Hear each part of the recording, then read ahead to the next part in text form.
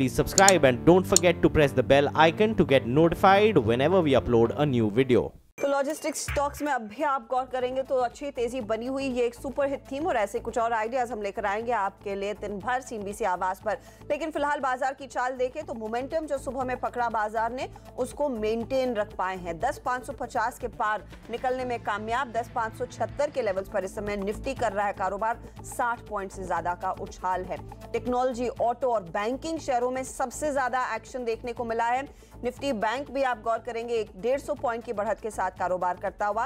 लेकिन सबसे ज्यादा अगर जश्न किसी एक सेक्टर ने मनाया है तो वो मिड कैप शेयर है। यहाँ पर अलग अलग स्टॉक्स में नतीजों की वजह से, खबरों की वजह से जमकर तेजी हुई और मिड कैप इंडेक्स इस समय 270 पॉइंट की बढ़त पर कर रहा है कारोबार। यहीं पर सबसे ज्यादा जोश देखने को मिला। लॉजिस्टिक्स का हमने जिक्र किया, यहाँ पर स्नोमैन जैसी कंपनियां, गति जैसी कंपनियों में एक्शन बना हुआ है क्योंकि ई-वे बिल लागू हुआ है, तो ये पूरा पैक आउट परफॉर्म करता हुआ आज लिस्ट इनफैक्ट आज मिड कैप कंपनियों की लंबी है जहां पर तेजी देखने को मिली है। लेकिन साथ ही जो बाजार सुधारने वाली बात है या फिर मूड सुधारने वाली बात है वो एक बहुत बड़ा ट्रिगर है पिछले कुछ दिनों में जो बैंक्स में रैली बनती दिखाई दी है।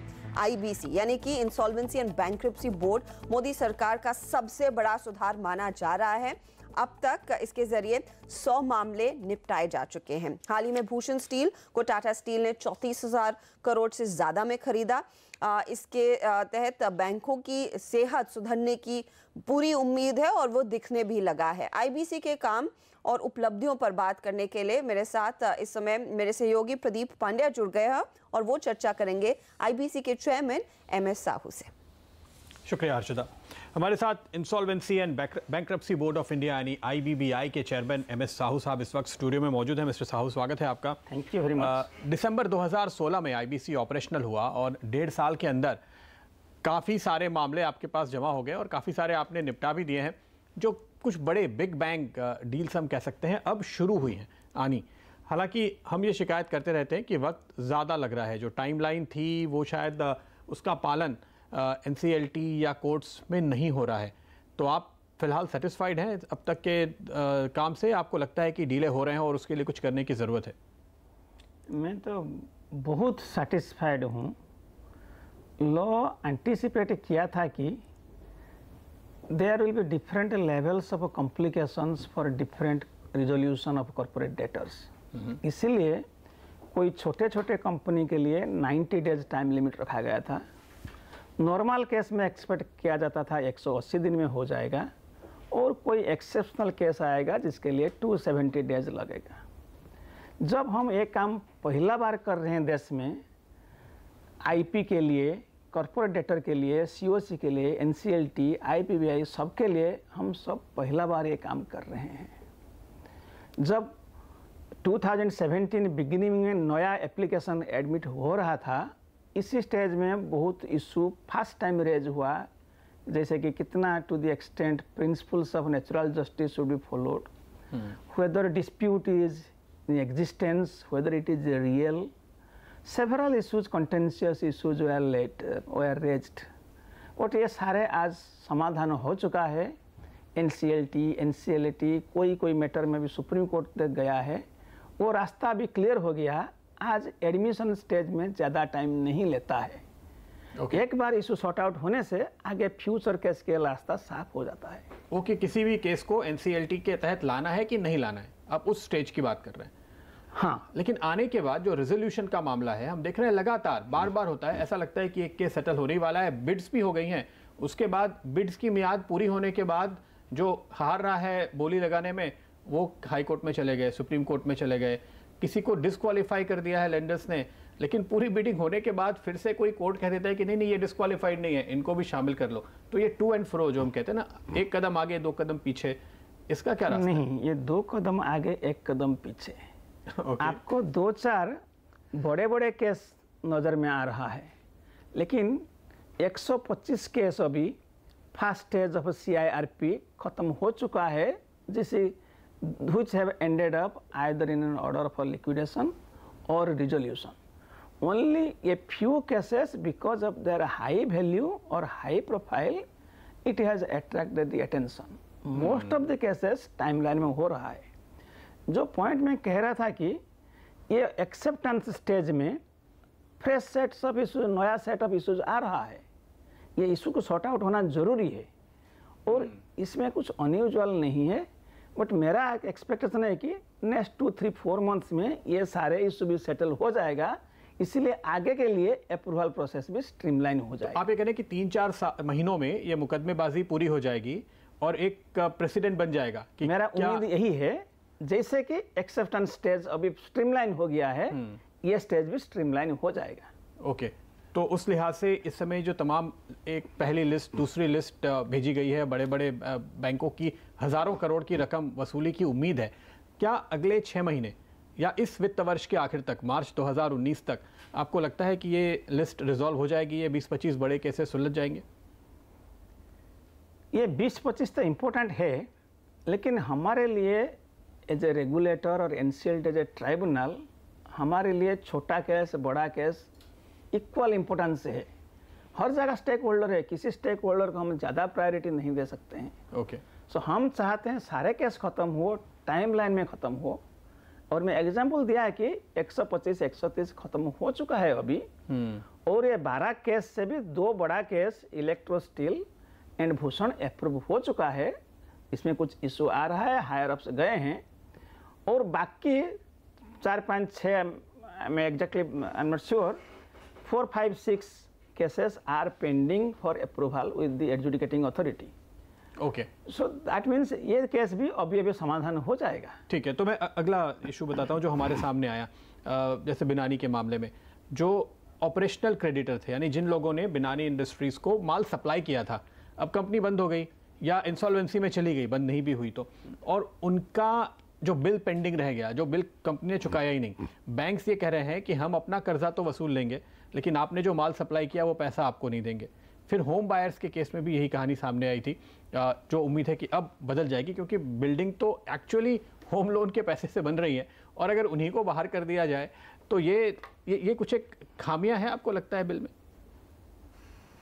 सुनिए, कोई खामियां जब नज़र आता है तब गवर्नमेंट और IBBI जितना जल्दी संभव है इसको निपटाने के लिए कोशिश कर रहे हैं। लेकिन 2 चीज़ देखना है, जो ऑपरेशनल क्रेडिटर है, ज़्यादातर ऑपरेशनल क्रेडिटर MSME है। MSME मतलब ये इंडिविजुअल हो सकते हैं, पार्टनरशिप हो सकते हैं, प्रोप्राइटरशिप हो सकते हैं, या छोटा कंपनी हो सकते हैं। इनका पोजीशन पूरा अलग है बाकी कंपनी से। ये एक्चुअली ज़्यादातर इंडिविजुअल है और उनका पास कैपेसिटी नहीं है ज़्यादातर केस में कि कंपनी का रिजोल्यूशन करना। बैंक्रप्सी लॉ रिफॉर्म्स कमेटी ये रेस्पॉन्सिबिलिटी दिया है कमिटी ऑफ क्रेडिटर्स को, जिसमें फाइनेंशियल क्रेडिटर रहते हैं, उनको रेस्पॉन्सिबिलिटी दिया गया है कि आप अच्छा रिजोल्यूशन प्लान अप्रूव करो और जिसके कि सबका भला होता है। और लॉ का पर्पस है कि सबका maximisation value of assets of the corporate debtor, जिससे कि सबको फायदा है।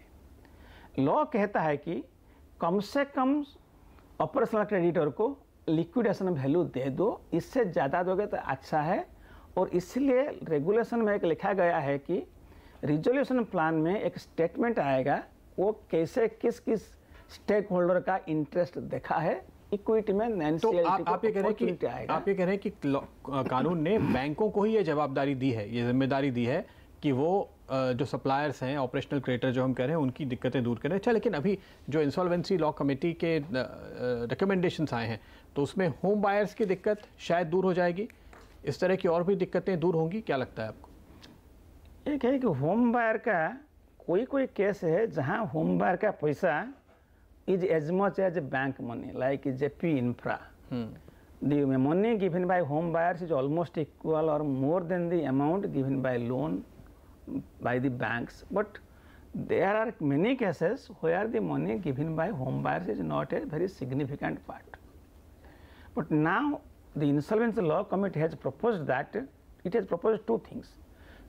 That the home buyers should get the status of a financial creditor. इसका मतलब है कि इससे पहले बहुत डिस्प्यूट होता था कि whether they are financial creditor, operational creditor और नो क्रेडिटर। एक मैटर में ऑनरेबल NCLT में they held that given the facts of the case this home buyer is a financial creditor. So ये ये विवाद खत्म हो जाएगा इसके बाद उनको फाइनेंशियल क्रेडिटर मानने का बात। लेकिन मैं जो कह रहा था कि ILC has also recognised need of MSME, जो ज़्यादातर ऑपरेशनल क्रेडिटर है जो थोड़ा स्पेशल ट्रीटमेंट चाहिए, इसलिए वो कहा जाता है कि इसमें प्रपोजल है कि इसी केस में MSME जब रिजोल्यूशन जाएगा, MSME का 2 रोल है। एक रोल है कि ये है क्रेडिट दिया है, ऑपरेशनल क्रेडिटर है, दूसरा है वो खुद भी कॉर्पोरेट डेटर है। आप देखिए एज ए ऑपरेशनल क्रेडिटर उनका फायदा क्या हुआ है अब तक। अभी लोग को डर आ गया कि एक बार NCLT प्रोसेस में आएगा तो हो सकता है कि जो even if a promoter is eligible to submit a resolution plan, it may be outcompeted. So ये फियर वजह से अभी उनका ऑपरेशनल क्रेडिटर को पैसा लोग दे देते हैं। अभी जो हाल रिपोर्ट हुआ है ऐसे कि 2000 प्लस मामला NCLT में बिफोर एडमिशन बंद कर दिया गया है। इसी में 83,000 करोड़ रिकवरी हो गया है। ये बैंक्स के आंकड़े, ये बैंक का पैसा है और फाइनेंशियल क्रेडिटर का है, ऑपरेशनल क्रेडिटर का है। ये NCLT में जितना केस समाधान हुआ है बिफोर एडमिशन, इससे क्रेडिटर को इतना पैसा मिल गया है। ओके इससे ज्यादा बेनिफिशियरी हुए हैं ऑपरेशनल क्रेडिटर। और ये ILC कह रहा है कि जहां जहां MSME as a corporate debtor आएंगे रिजोल्यूशन को, वहां दैट NPA क्लॉज जो 29A में है इसको अप्लाई करना नहीं चाहिए। हो सकता है कि ज़्यादातर केस में अदर देन द प्रमोटर और कोई नहीं होगा। Okay. So, इसलिए there is a special treatment. तो मुझे याद है आप पहले भी कहते थे कि सबसे अच्छा इस्तेमाल IBC का यह है कि इसका इस्तेमाल ना किया जाए।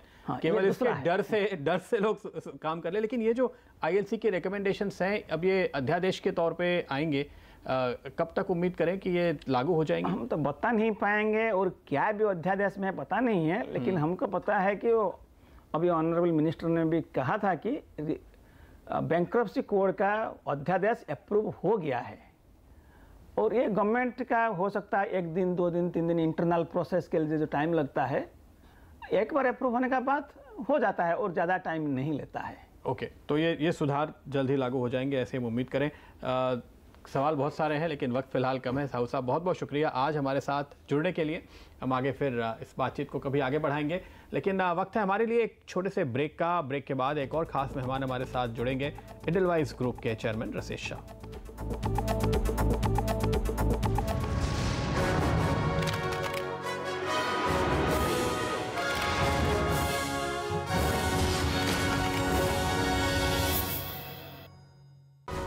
मोदी सरकार के 4 साल पूरे हो रहे हैं और इस सरकार ने आप कह सकते हैं इकोनॉमिक मोर्चे पर कई बड़े फैसले किए। ब्रेक के पहले हमने IBC का जिक्र किया और इस पर हमने देखा है धीरे धीरे करके गाड़ी आगे बढ़ी है और ये सबसे बड़ी उपलब्धि मानी जा रही है इस पर। और साथ ही आगे दूसरे कौन से चैलेंजेस हैं जिसको एड्रेस करने की सख्त ज़रूरत है। फिकी और एडलवाइस ग्रुप के चेयरमैन रसेश शाह हमारे साथ जुड़ गए हैं। रसेश साहब, स्वागत है आपका CNBC आवाज़ पर। ब्रेक से पहले हम IBC की चर्चा कर रहे थे और साहू साहब ने कहा कि किस तरह से फाइनली वो ऑन ट्रैक आया और ये बाजार में सब लोग और इंडस्ट्री के सब लोग मानते हैं कि अगर मोदी सरकार की पिछले 4 साल में एक बड़ी उपलब्धि गिननी हो तो मार्केट तो IBC को ही सबसे बड़ा थम्स अप देता है। इस पर आपके विचार क्या है? ये क्या सबसे बड़ा स्ट्रक्चरल चेंज है? ये IBC कोड जो लागू हुआ है, ये जो बैंक्रप्सी लॉ है, आपने देखा होगा इंडिया में हमने अर्लियर BIFR था, सरफेसी था, DRT था, लेकिन वो बहुत इनएडिक्वेट लॉस थे। ये IBC बहुत कॉम्प्रिहेंसिव लॉ है और इसकी ऑलरेडी लास्ट 18 मंथ्स में जो इम्पैक्ट हमने देखी है, इससे हमारा तो मानना है ये सबसे बड़ा स्ट्रक्चरल लॉ है। ये गवर्नमेंट ने लास्ट 3-4 साल में जो काफ़ी स्टेप्स लिए हैं, GST इम्प्लीमेंट की है, IBC को इम्प्लीमेंट भी की है और उसको अमेंड भी की है। IBC में ऑलरेडी 2 अमेंडमेंट आ गए हैं, अभी 3रा अमेंडमेंट भी आ रहा है। तो ये भी दिखा रहा है कि लॉ तो फ्रेम किया लेकिन लॉ को कॉन्स्टेंटली इवॉल्व करते हैं, उसको स्ट्रेंथन करते हैं।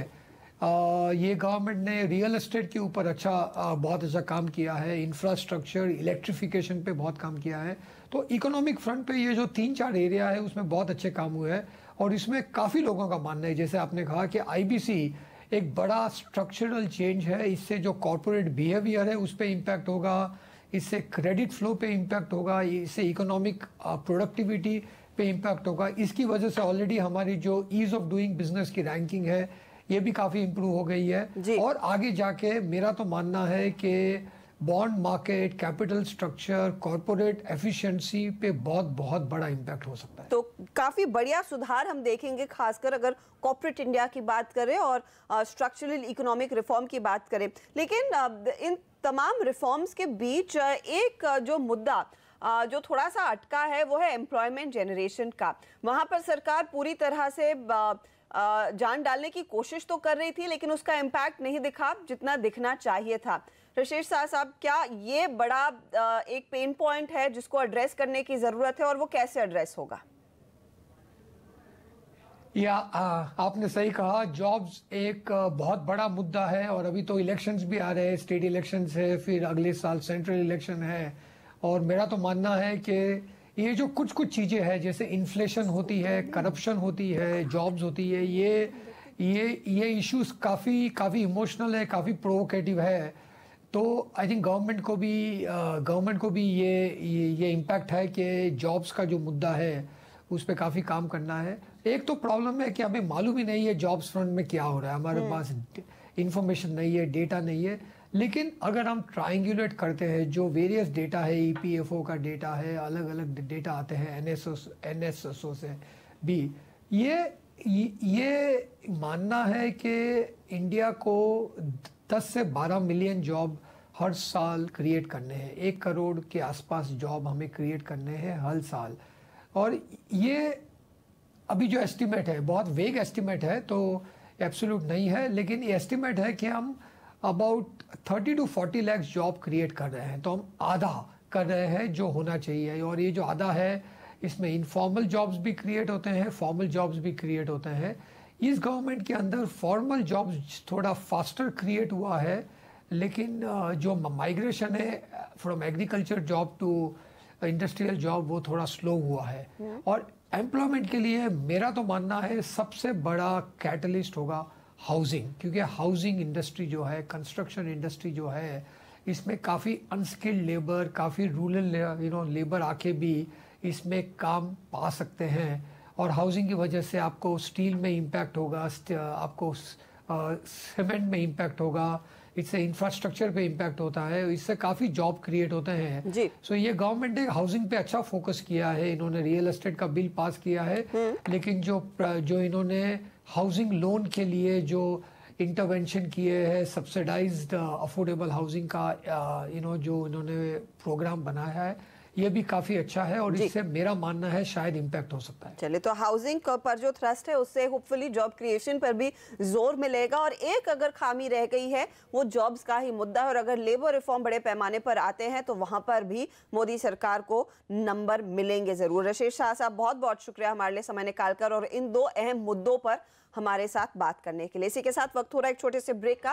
ब्रेक में जाते जाते मिड कैप इंडेक्स देखिए और साथ ही निफ्टी बैंक, क्योंकि यहीं पर सबसे ज्यादा एक्शन है। 280 पॉइंट की बढ़त पर मिड कैप इंडेक्स इस समय चमक गया है। 1.5% का उछाल आउट परफॉर्म कर रहा है पूरे बाजार को और निफ्टी बैंक 162 पॉइंट ऊपर। चलिए, इसी के साथ लेंगे एक छोटा सा ब्रेक, लेकिन आप बने रहिए CNBC आवाज पर। आगे लेकर आएंगे नो योर कंपनी। नमस्कार।